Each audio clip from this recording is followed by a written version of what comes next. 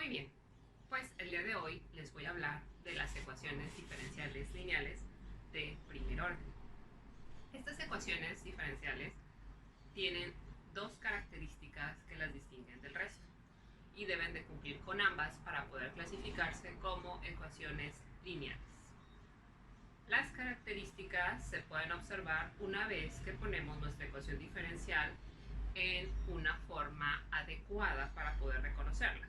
La forma para las lineales es la siguiente, como se observa aquí. Del lado izquierdo de la ecuación tenemos a la variable dependiente, en este caso que es la y a su primera derivada. Nada más tenemos una derivada en este caso porque estamos hablando de ecuaciones de primer orden. ¿Okay? Entonces, una vez que acomodamos a nuestra ecuación diferencial de esta forma, dejando a la y a su primera derivada del mismo lado de la ecuación, en este caso el lado derecho, podemos pasar a identificar si es lineal o no. ¿Qué debe cumplir para que sea lineal? Les decía, son dos características. La primera es el grado. El grado a la que está elevada la variable dependiente y su primera derivada debe de ser 1, es decir, debe ser de primer grado. Aquí debe haber un 1 en la potencia de la y aquí en la potencia de la primera derivada también debe haber un 1. Esa es la primera característica. La segunda, en la que también debe de cumplir, es que esa variable dependiente y su primera derivada estén acompañadas por una función en términos de x o una constante. ¿Sí? Aquí debe haber una función exclusivamente en términos de x y acá también como coeficiente, es decir, multiplicando a la y, también debe haber una función exclusivamente en términos de x.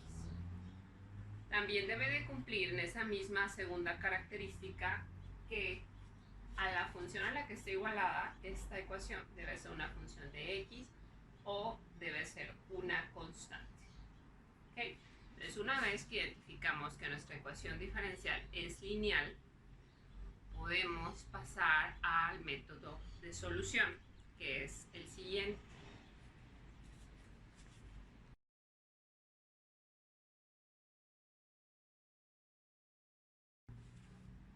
Muy bien, entonces, una vez que identificamos que nuestra ecuación diferencial es lineal y de primer orden, lo primero que tenemos que hacer es ponerla en la forma estándar para las lineales.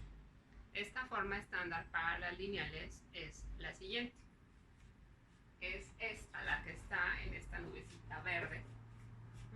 ¿Cómo llegamos de la ecuación inicial en la que la identificamos como lineal a esta forma estándar? Bueno, pues muy sencillo.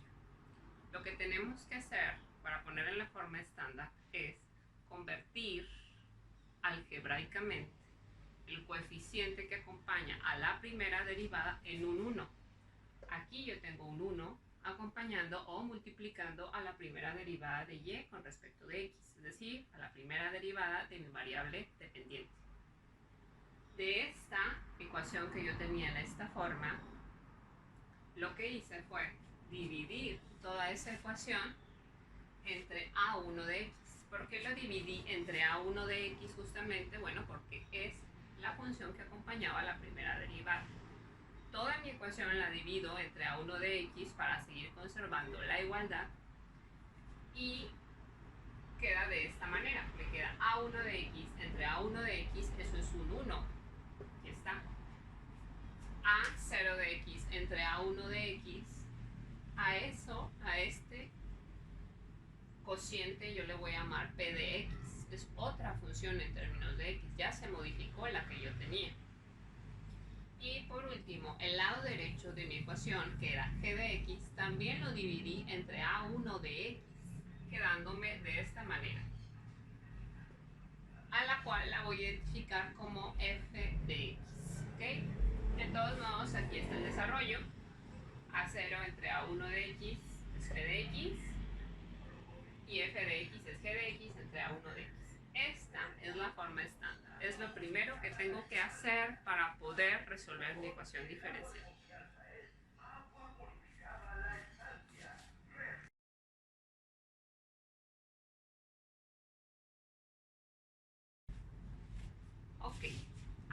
vamos a hablar del método de solución.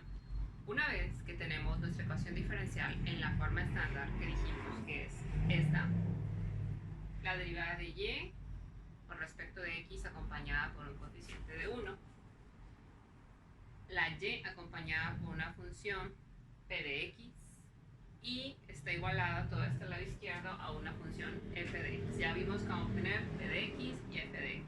¿Okay? Entonces, una vez que tenemos nuestra ecuación en la forma estándar, el método de solución consiste pues en el hecho notable de que el lado izquierdo de nuestra ecuación, es decir, este lado, lo podemos convertir, para que coincida, lo podemos convertir con una función que vamos a encontrar, lo podemos convertir exactamente en la derivada de un producto, en la derivada de un producto de dos funciones. Recordemos un poquito, el producto de dos funciones, ¿cómo se realiza? Bien, aquí lo tenemos. Aquí tenemos el producto de una función mu de x, que es la que vamos a buscar, por y, por la variable y. ¿Okay? Entonces, al derivar este producto con respecto de x, vamos a obtener dos términos. Siempre que tengamos un producto de dos funciones, vamos a obtener dos términos. El primero de ellos va a consistir en la función mu de x sin derivar, multiplicada por la derivada de la otra función, en este caso la función y, más el siguiente término de la derivada va a consistir en la función y sin derivar, multiplicada por la derivada de mu. Aquí está mu respecto de x. ¿Okay? Entonces, esta es la derivada de un producto. Estamos recordando un poquito. Si nosotros queremos que el lado izquierdo de nuestra ecuación coincida exactamente con la derivada de un producto, entonces lo vamos a multiplicar por una función mu de x, que es la que vamos a buscar. ¿Okay? Entonces aquí está nuestro lado izquierdo de la ecuación, la primera derivada, p de x por y, acompañada o multiplicada por mu de x. ¿Okay? Entonces ya tenemos el lado izquierdo multiplicado por mu de x. Si queremos que este lado coincida con este otro para que se conserve la igualdad, entonces tenemos que observar los términos. Término, término. El lado izquierdo con el lado derecho tiene que coincidir. Entonces este mu de x por la primera derivada de y con respecto de x coincide ya perfectamente con este término. ¿Okay?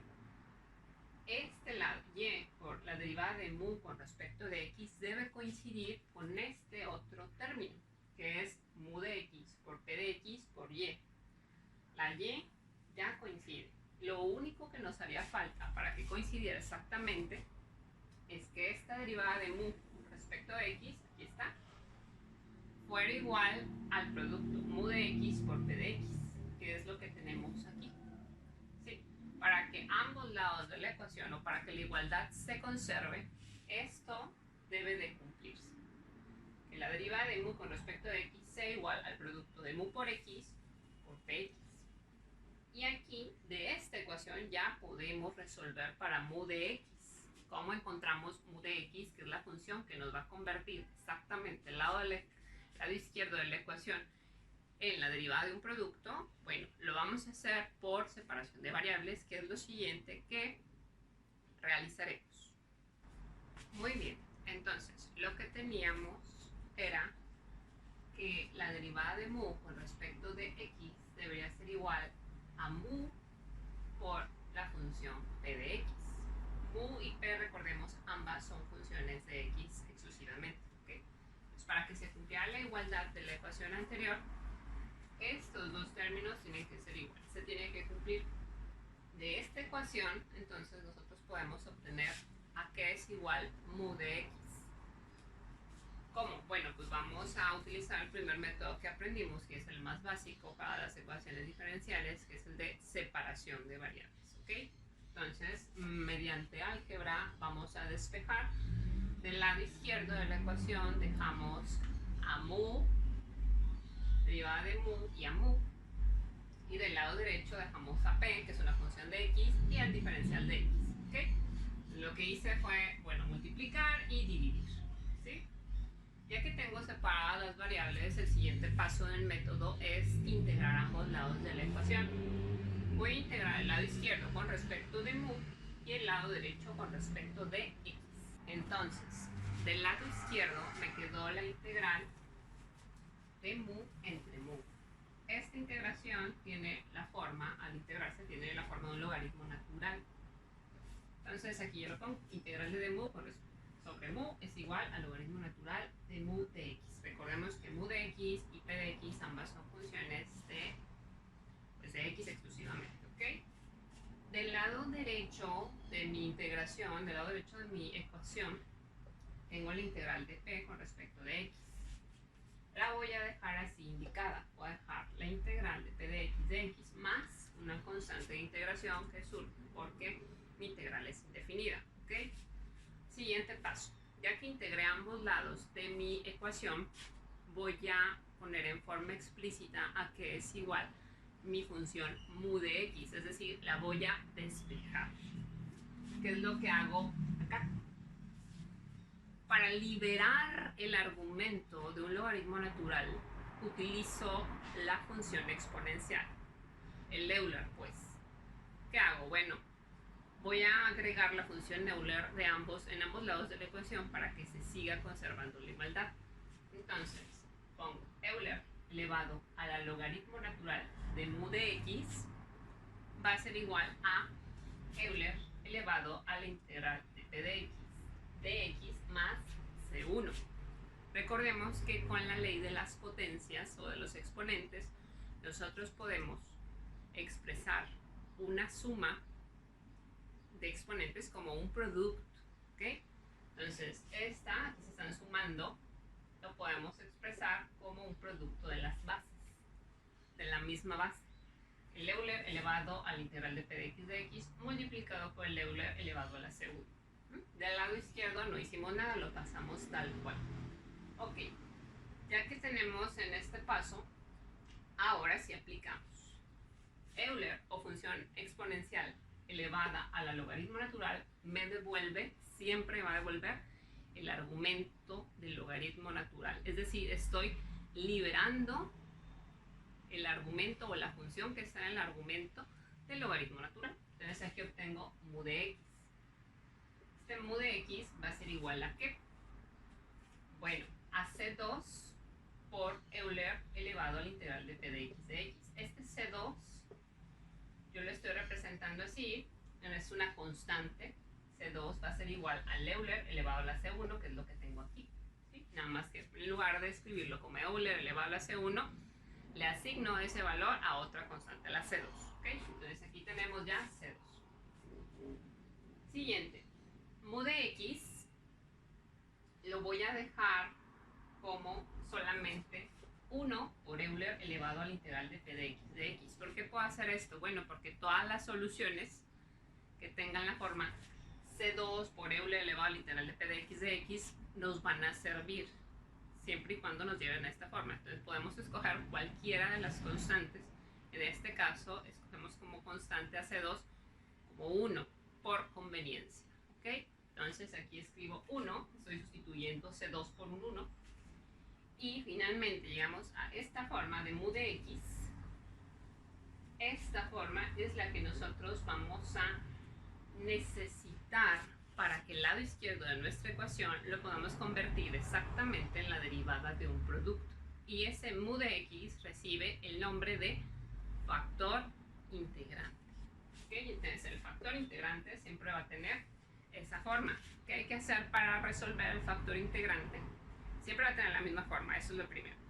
Lo que hay que hacer es identificar cuál es la función p de x. Y bueno, ya de aquí sigue ahora sí los pasos para aplicar el método.